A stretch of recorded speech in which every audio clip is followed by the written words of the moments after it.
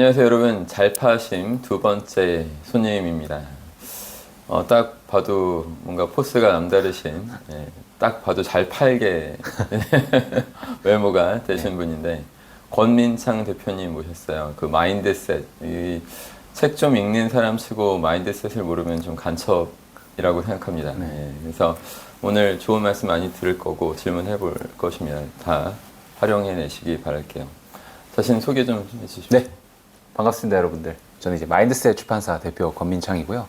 작년에 잘 살아라 그게 최고의 복수다 라는 책으로 좀 많이 팔았고, 또 대표님, 박세희 대표님의 저서 멘탈을 바꿔야 인생이 바뀐다, 또 이제 감사하게 또 많이 팔아주셔가지고 그것도 이제 한 2, 3만 부 정도 팔았습니다. 그래서 여기에 그래도 조금은 제가 명함이라도 내밀 수 있지 않나 라는 생각합니다. 만나서 반갑습니다. 네. 요즘 10만 부 넘어가게 팔리면은 진짜 엄청 많이 판 거잖아요. 네네. 네. 충분히 자격이 넘치시는 분이십니다. 감사합니다. 근데 처음부터 잘 팔지는 않으셨던 걸로 제가 알고 있는데, 어린 시절에는 그 군인 출신? 예, 직업군인 10년 했죠, 제가. 10년. 네네. 그때는 뭐 팔래야 팔 게 없었잖아요. 할 수 없었죠. 저 산골짜기 부대에 산골짜기 나무를 팔 수 없는 거고. 아, 그렇죠. 팔 게 없었는데 어떻게 이렇게 갑작스럽게 잘 파시는 분이 된 건지. 변천사? 이런 걸 좀 듣고 싶어요. 아, 질문이 너무 좀 좋은 것 같습니다. 저는 20살부터 직업군인 했었어요. 30살까지 10년 동안 항공정비사, 공군에서 항공정비사로 일을 했는데, 30살에 이제 제대를 하면서 제대를 할 때 막연하게 그냥 돈을 많이 벌고 싶다라고 해서 제대를 했는데요. 한 2년 동안은 이제 죽 썼습니다. 왜 죽을 썼냐라고 했을 때는, 저는 사실 예전에 글쓰기 클래스를 했거든요. 나를 뭐 행복하게 해주는 글쓰기 클래스를 했었는데, 저는 그게 제가 좋아하는 거니까 사람들도 좋아할 줄 알았던 거죠. 근데 그게 되게 착각이었던 겁니다. 그러니까 그러다가 32살 2년 동안 힘들다가 우연히 출판사에 들어가서 실수령 때 180만 원 받으면서 일을 하게 됐는데, 거기서 제가 느낀 게 이제 제 인생이 그때 180도 달라진 거죠. 그때 제가 확실하게 느낀 거는, 내가 좋아하는 게 아니라 소비자가 좋아하는 걸 해야 할 수 있다는 걸 그때 깨달았어요. 그러면서 항상 사람들은 예를 들어서 뭐 쿠팡이나 네이버에서 뭘 검색해서 사잖아요. 구매는 정말 많이 하는데 대부분 판매를 못 하더라고요. 판매하는 경험 자체가 없는 거예요. 근데 저는 그때 처음으로 판매라는 경험을 하게 된 거죠. 그러면서 아, 소비자가 좋아하는 걸 해야 되는구나. 그때 뼈저리게 깨닫고 인사이트를 많이 쌓아서 작년에 이제 마인드셋을 만들면서 좀 감사하게 잘 될 수 있었던 것 같습니다. 그러니까 지금 33.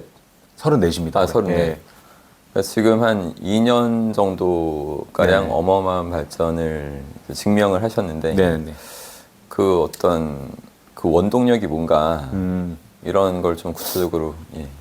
원동력이라 하면은 그 결핍이었던 것 같습니다. 뭐 지금 돌이켜보면은 그거를 좋게 포장하고 싶지도 않고 돈을 많이 벌고 싶었고, 사실 뭐 나이도 나이인지라 남자들이면 항상 뭔가 세상에 한번 태어났으면은 큰 뜻을 한번 이루고 싶다라는 게 있잖아요.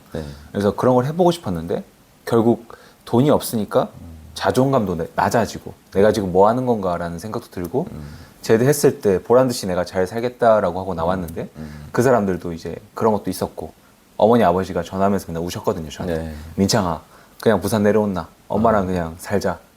그런 얘기를 들을 때마다 내가 지금 뭐 하고 있는 건가, 자존감도 낮아지고, 그런 결핍으로 인해서 돈을 많이 벌고 싶다, 내가 보란듯 보여주겠다 라고 시작을 했던 것 같습니다. 그러니까 부모님은 군인이셨을 때는 좋아하셨었고. 엄청 좋아하셨죠. 안정적인 직장, 55세 정년 보장, 뭐 제대하면 연금 300만 원씩 나오니까.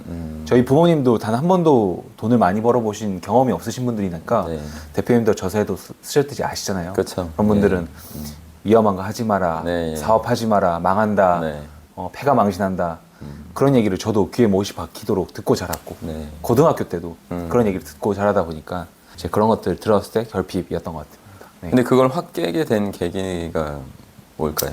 확 깨게 된 계기는, 일단은 제가 선택지가 없었어요. 출판사 처음에 180만 원대 실수령에 들어갔을 때 누군가는 야, 이거밖에 안 줘?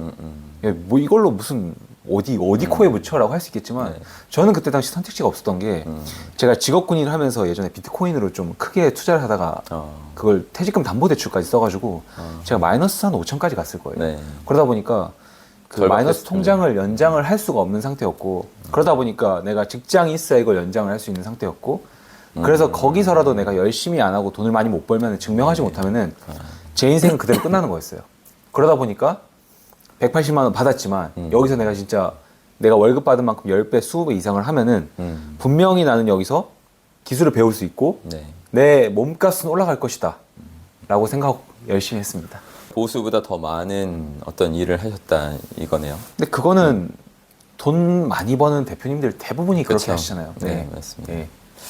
그래서 그렇게 절박한 심정으로 하셨는데 실제로 몸값이 많이 올라갔었나요? 네네. 그 출판사에서도 네. 사실 이제 제가 좀 대체 불가 인원으로 되면서 2개월 만에 연봉이 1,000 정도 올랐고요. 그리고 그 팀장 자리를 주셨고 제가 12월 말에 퇴사를 한다고 했을 때도 그 대표님께서 잡았을 거 아니에요. 네, 그냥 사무실 아예 따로 얻어줄 테니까 그렇게까지 해라라고 말씀을 참 감사하게 해주셔가지고 네. 전 그때 느꼈습니다.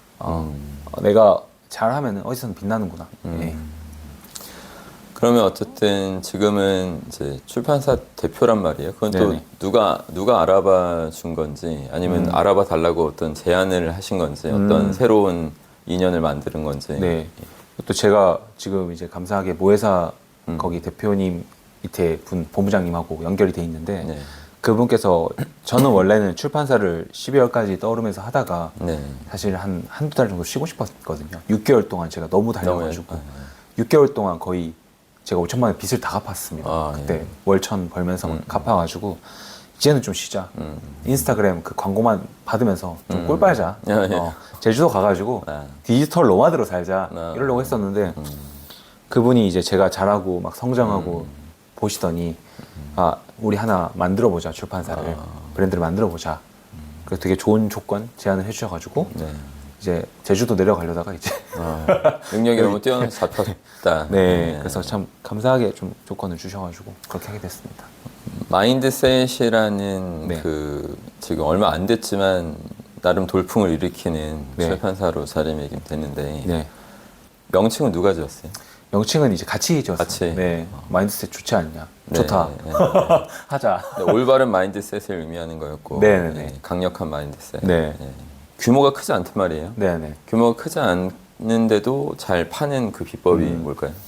일단은 저는 이걸 항상 얘기를 하는 게 그 10배의 법칙이라고 얘기를 많이 하는데 이게 쉽게 생각하면은 책이 한 권 나올 때 보통 일반적인 출판사 편집자 분들은 뭐 1년 정도를 잡는다 치면은 저는 이걸 왜 한 달 만에 못 내지라는 생각을 좀 많이 했던 것 같아요. 네. 그 컨텐츠도 마케팅 컨텐츠를 하나 만들 때도 뭐 일주일에 하나를 만든다면은 이거 왜 하루에 10개를 못 만들지? 약간 이런 생각으로 접근을 했던 것 같아요. 네. 그러니까 사고 회로 자체가 달랐던 것 같습니다. 뭐 김승우 회장님도 그런 얘기를 하잖아요. 뭐 1,000억 벌 사람, 뭐 1조 벌 사람 따로 네. 있는데 그게 생각의 크기다, 생각 크기의 차이다. 그런 얘기를 많이 하는 것처럼 저도 애초에 기준 자체를 그냥 일반적인 기준보다 10배를 잡았기 때문에 그렇게 했었던 것 같아요.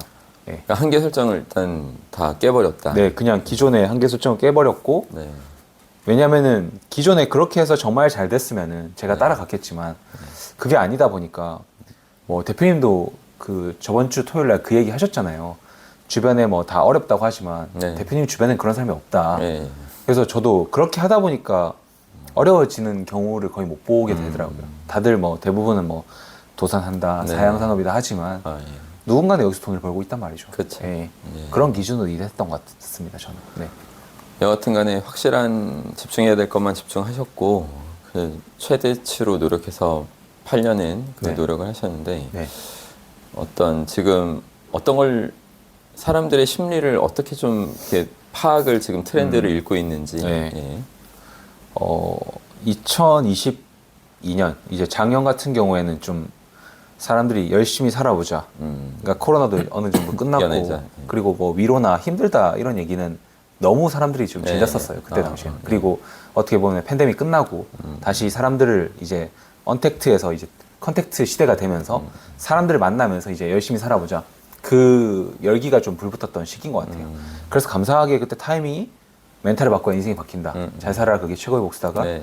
그 시기 시대상에 딱 맞았던 것 같습니다. 그러다 보니까 잘 됐는데 요즘은 또 그런 얘기는 좀 잘 안 먹히더라고요. 네. 한 1년 열심히 살다가 사람들이 하도 두드려 맞으니까 아픈가 봐요. 이제. 아, 네. 아파가지고 이제 좀 위로, 네. 힐링, 응원, 괜찮아. 넘어져도 돼. 아, 이런 얘기들을 좀 듣고 싶어 하더라고요. 근데 뭐 대표님도 아시다시피 저는 파는 사람으로서 네. 이제 저의 어떻게 보면 인사이트, 그러니까 저의 가치관을 주입시키기보다는 사실 그 시장의 흐름과 동향을 제가 읽어야 되고 네. 그러면 이제 그런 컨텐츠들을 좀 많이 만들어야 되는 거고 그렇군요. 그런 책들 위주로 내야 되는 거고 네. 아, 저도 바뀌어야겠네요. 그럼 이제 대표님 20만, 30만 구독자 들어요. 그래요. 그걸 잘 못하는. 출판사는 이렇게 이끌어 보시니까 뭐가 제일 중요하더라. 어떤 그런 느낌이 딱 오세요. 어떤. 제일 중요한 거는 저는 너무 많은 것 같습니다. 예. 너무 많은데 그냥 두 개만 꼽자면은 첫 번째는 저자고요. 두 번째는 마케팅력인 것 같습니다. 아, 그 두 개면 되는 거죠. 저자와 마케팅력. 네. 그러니까 책을 보면 사람들이 이 책이 좋다, 저 책이 좋다 얘기를 하잖아요. 네. 근데 보면은 내용이 좋은 건지 그 사람이 써서 좋은 건지 이건 사람들이 사실 분간을 잘 못해요. 그러니까 무슨 말이냐면은 박세희 대표님이 어떤 문장을 쓰고 어떤 무명의 작가가 똑같은 문장을 썼어요. 근데 이게 박센이라는 사람이 썼다는 이유로 뜬단 말이죠. 네. 이 무명의 작가는 똑같은 문장을 썼지만 인정받지 못해요. 왜? 네. 무명이고 인지도가 없으니까. 네. 그래서 중요한 거는 진짜 명망 있는 작가, 맨파워가 있는 작가를 데리고 오는 거. 영업 능력. 네. 그리고 영업 능력. 그리고 그 작가가 띄우면은 거기서 그 책이 유지가 될 수 있도록 뒷받침해주는 마케팅력. 네. 이 두 개가 제일 중요한 것 같습니다. 네. 그럼 뭐 대표로서 영업도 본인이 직접 하시잖아요. 네네.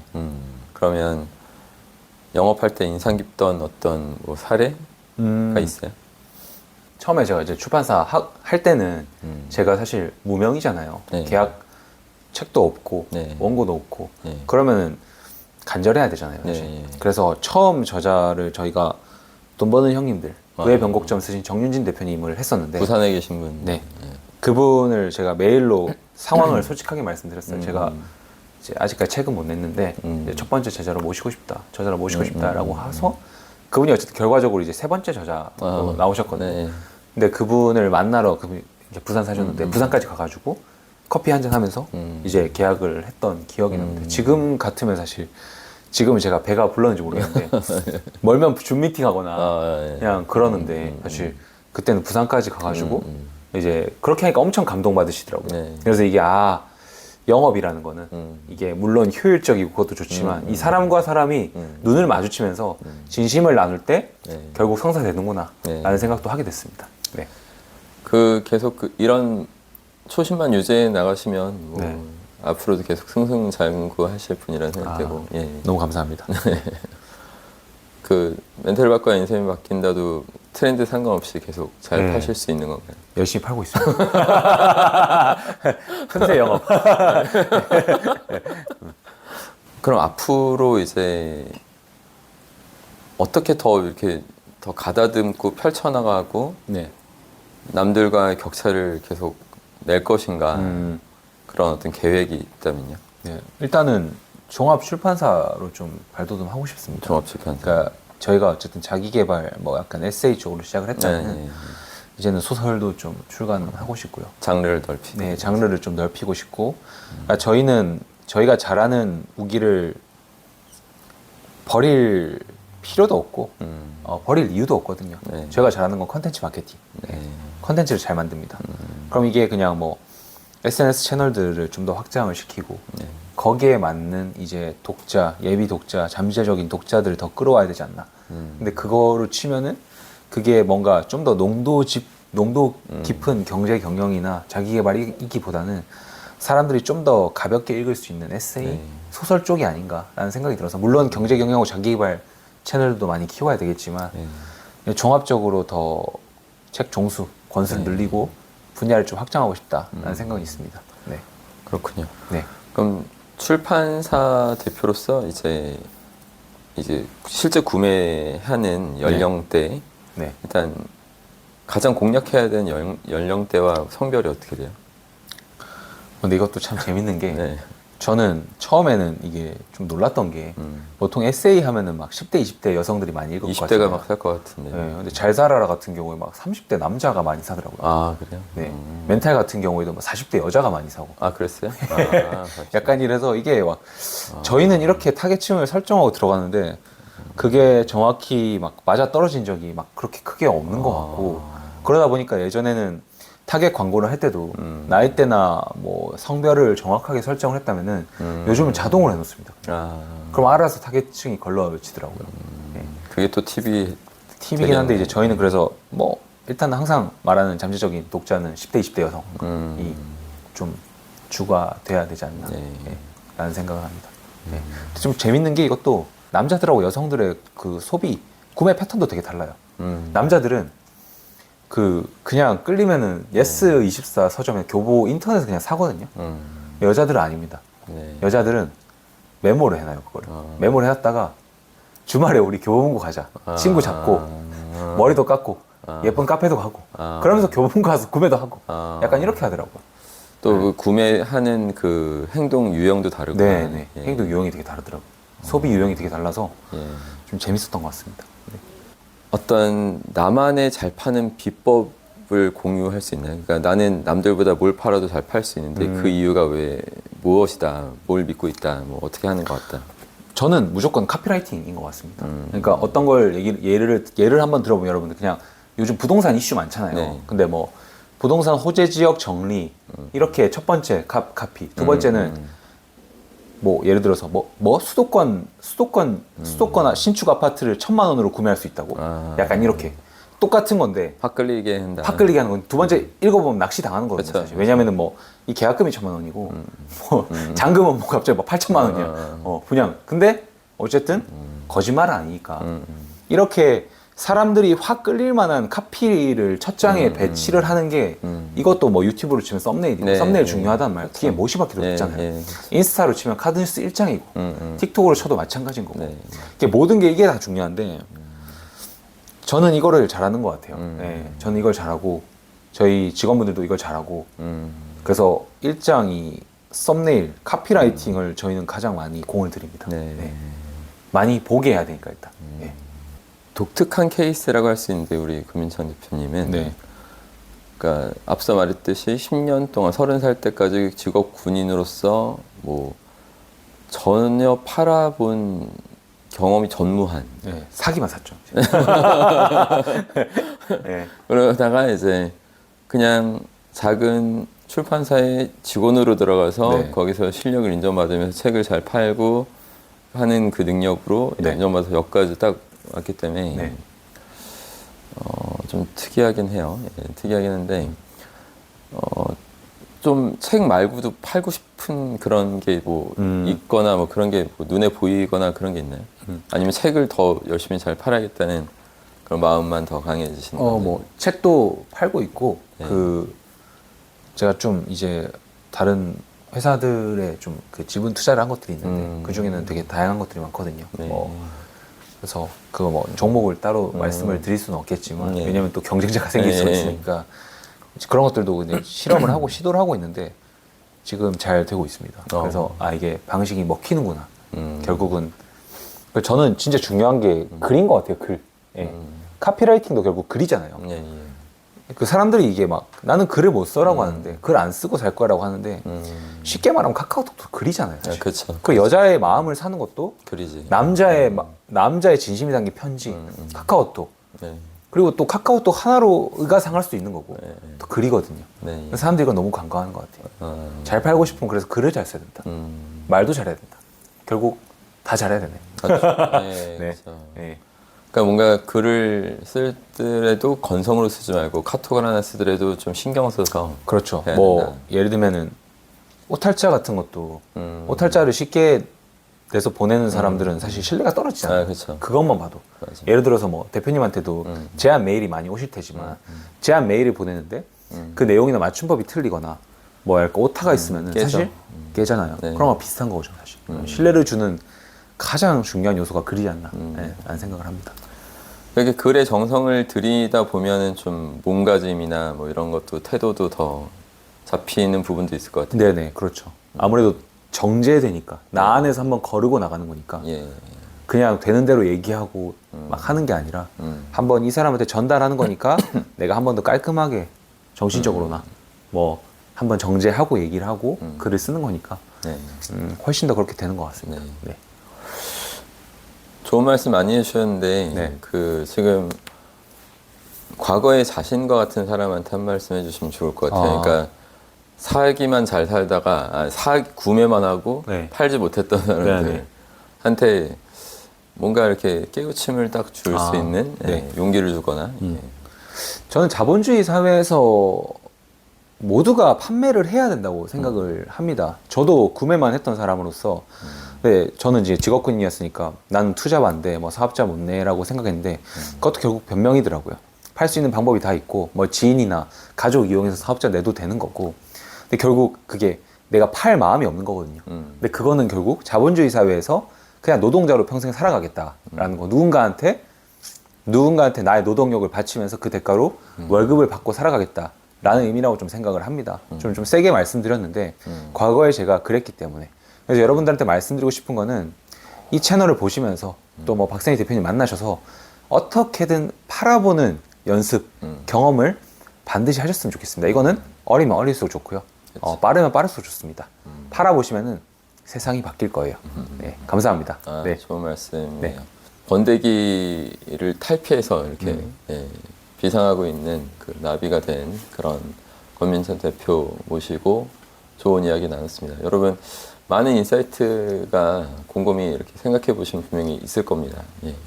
마지막으로 한 말씀 해주세요. 네, 여러분들 이 귀한 채널에 제가 무려 두 번째 게스트로 나오게 돼서 정말 영광이고요. 아까도 말씀드렸듯이 자본주의 사회에서 반드시 파는 경험, 파는 연습, 파는 노력을 하셨으면 좋겠습니다. 그러면 단언컨대 여러분들 인생이 팔기 전과 후 180도 바뀔 겁니다. 네, 모두 파는 사람이 돼서 채널도 많이 구독해 주시고 네. 제 채널인 이제 유튜브 대충 좀 사는 창희 형도 구독해 주시면 네. 감사하겠습니다. 감사합니다. 네, 고맙습니다. 네.